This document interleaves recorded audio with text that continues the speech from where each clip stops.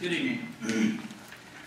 Tonight, Chancellor Leslie will discuss the hiring of full-time professors. We already know that the board has sanctioned Leslie's objective of reducing the number of full-time faculty. The goal is a 50-50 ratio of part-time to full-time professors.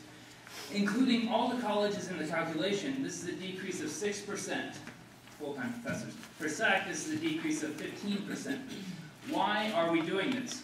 Reportedly because of lack of funding. That's the explanation given in the letter that Chancellor Leslie sent to our governor, has told the community colleges to prepare for a mid-year budget cut of 5%.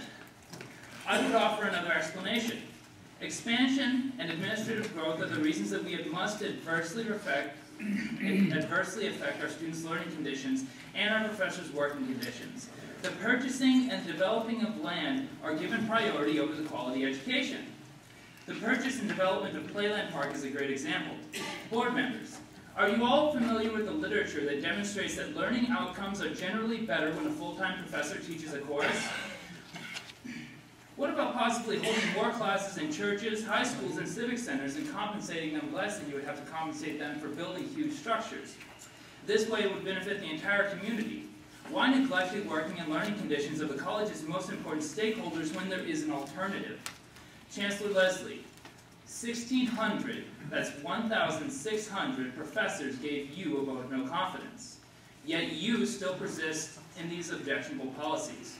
Let me remind the audience that the college used to have a 70-30 full-time, part-time ratio of professors. That's 70% full-time, 30% part-time. The ratio is not a question of funding. This ratio is a question of priorities.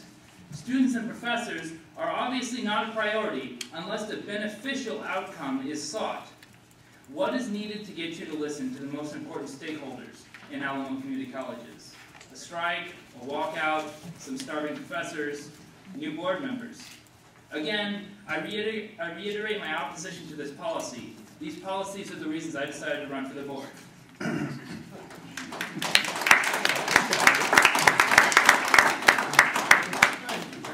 All the citizens that I have signed up to speak. Thank you for paying attention to the rules governing this. Next is the chairman